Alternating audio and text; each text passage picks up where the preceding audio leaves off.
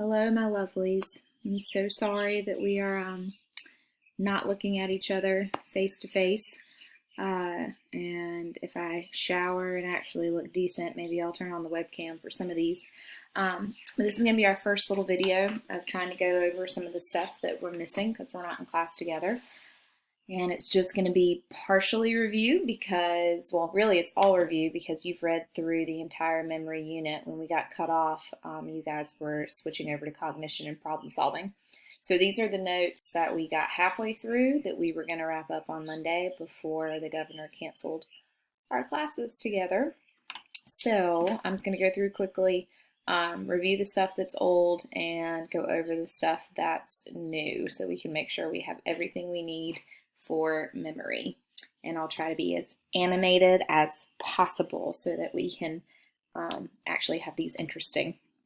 And I wish I could see you to answer your questions, but if you have questions, shoot me an email and I'll answer them. Okay, so we were talking about memory, the ability to store and retrieve information, and we talked about the three levels: the encoding, the storage, the retrieval. The encoding is getting it in, the storing is putting it somewhere in the brain, starting with the hippocampus, and then REM sleep puts it into a long-term storage facility all over the brain, and then retrieval is being able to pull that information back out. Okay, we talked about the difference between a flashbulb memory and episodic. Flashbulb is that boom picture, very quick, just a few seconds kind of image of a memory. And episodic is something that's very long, that you remember the beginning, the middle, and the end, not just a flashbulb of an image. And then we compared sensory, short-term, and long-term to the encoding, storage, and retrieval as well. And those are the three stages of getting information actually into your brain. Remember, sensory, you are flooded with sensory memories all day long. It's like everything that potentially could be remembered, and over 90% of that is poof, gone.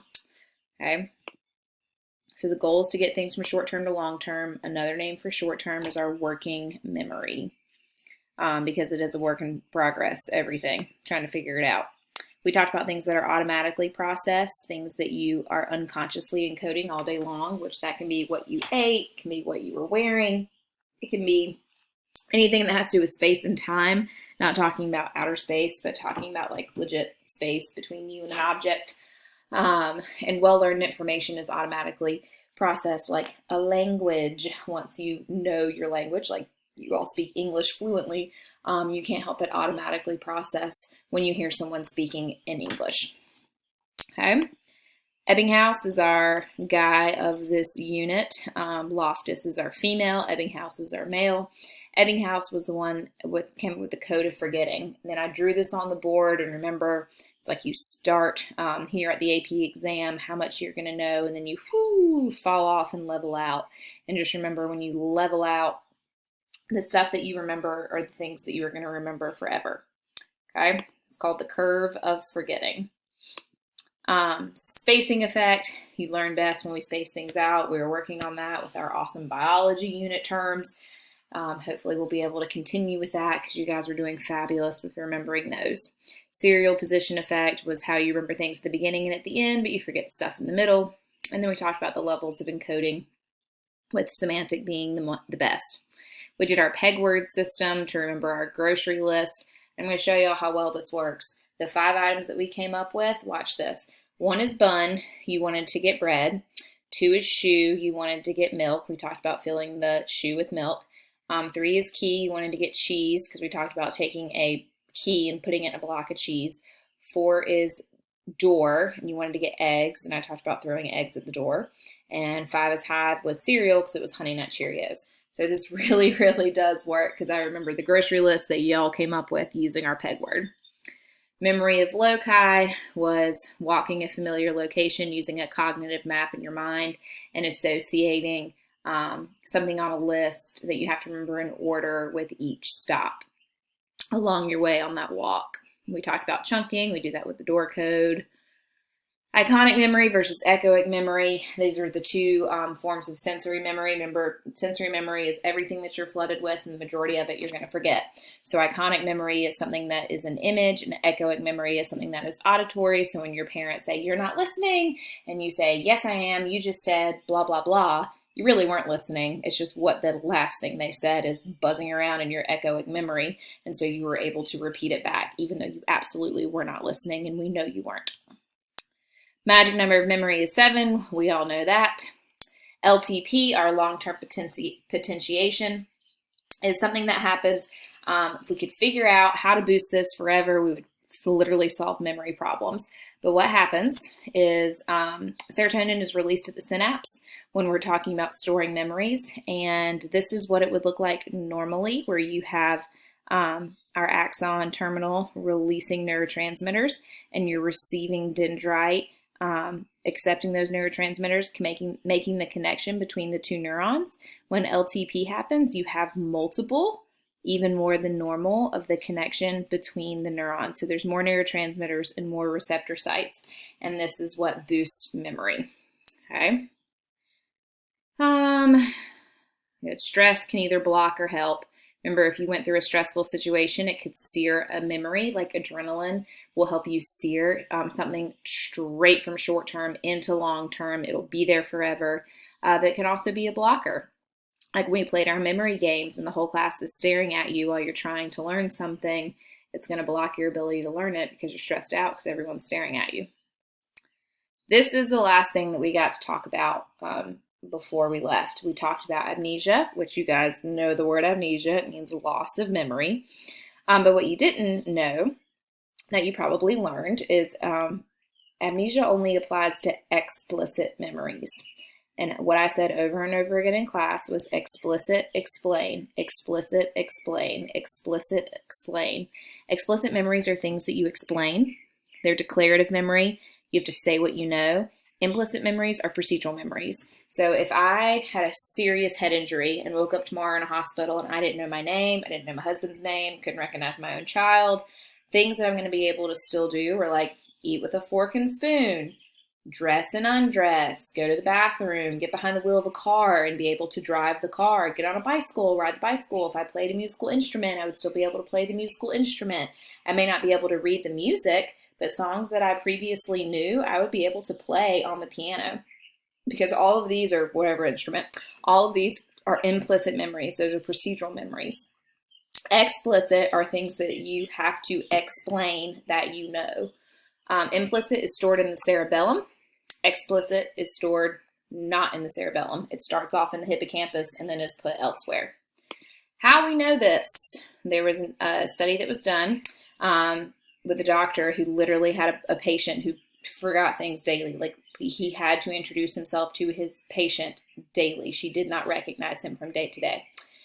And one day he put a thumbtack in the palm of his hand when he went out to shake her hand to introduce himself. And obviously when she shook his hand, it pricked her. And that made her very upset. And the next day she knew she didn't want to shake his hand, but she could not explain why. She had no clue why, but she knew she didn't want to shake his hand.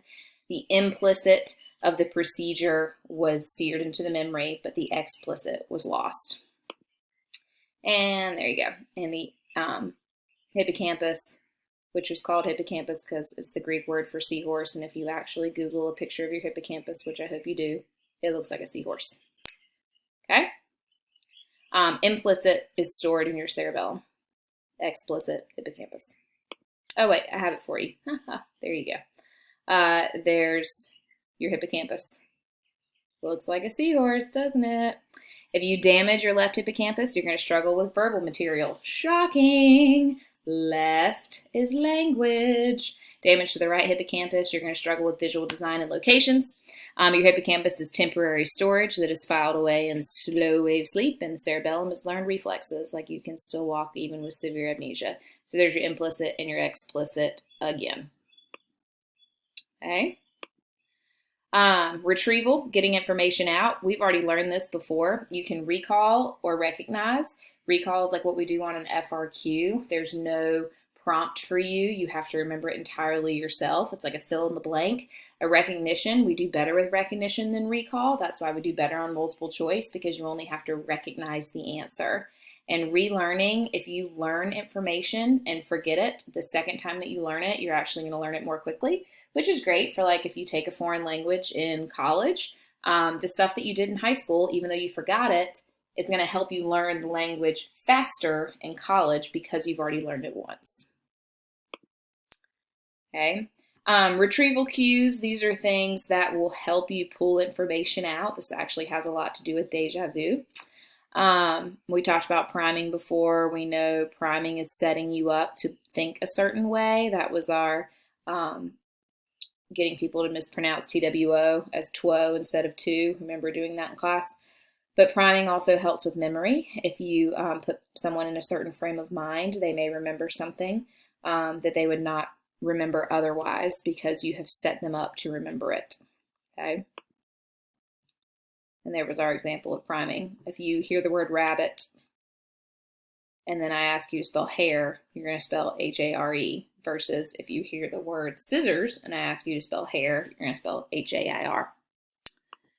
More on with retrieval is context effects. How many of you have ever, and this is probably happening because you're stuck inside your houses, you leave your bedroom to go into the kitchen to get something, and you get in the kitchen, and you're like, what the heck did I come in here for? Why did I just walk downstairs to go into the kitchen? And then you get angry because you can't remember what you wanted, and you go back up to your bedroom. And then as soon as you get back in your bedroom, you remember what you went down to the kitchen for. That's because you thought of what you needed in the kitchen when you were in the bedroom. And so the context that you're surrounded by is in the bedroom. So when you got back into the bedroom, you remembered what you needed, but you couldn't remember it when you were in the kitchen. This is why if you guys take final exams, you should always take them in the room that you learned the information, because you're surrounded by the context of how you learned it. So when it comes time for the exam, you need to be surrounded by that same context. The example that was in your book was scuba divers. We gave them lists of words and made them memorize them. And they do better if they learned the words underwater. They remembered the words underwater better. And if they learned them on land, they remembered them on land, as opposed to learning them underwater, recalling them on land, learning them on land, recalling them underwater. Okay? So you will retrieve information if you are retrieving it in the context that you learned it. Hopefully that makes sense.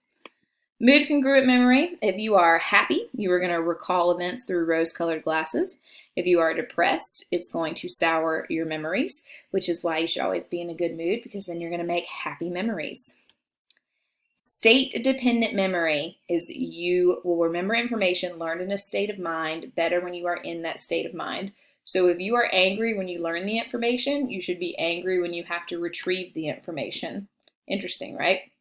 It also includes being drunk, even though not being blackout drunk. If people learn something when they're drunk, like tipsy, and then we get them to recall the information when they're tipsy, it's going to be better. All right. The sins of forgetting. Why we forget. We forget because of encoding failure. How many of you have ever seen a penny before? You've all seen a penny. Which one's the right penny? Bet you don't know. It's A. The reason you weren't able to pick it out is because why did you ever have to encode exactly what a penny looked like? You know it's the one with Lincoln and you know it's the one that's bronze. Other than that, you didn't encode anything else, even though it's something that you've seen multiple times. Okay, there's Ebbinghouse's curve that we talked about. Remember, the majority of what you learn, you forget, and then what you remember will level off. Okay, and this is the one that you guys are going to love the most. All right. Retrieval failure, what makes us not be able to remember things, proactive interference, and retroactive interference. Yes, the word porn is on there, but not because it's actually porn, it's because of how we remember it. Proactive interference is when you learn something, what you learned earlier disrupts the recall of what you experience later. So when you experience proactive interference, you remember the old, you forget new information. Retroactive interference, you remember the new information, which makes you forget the old. Pro, remember the old. Retro, remember the new. If you write down porn on your test and porn on the AP exam, you will never miss a question about proactive interference and retroactive interference, and I guarantee you it'll be on the AP exam.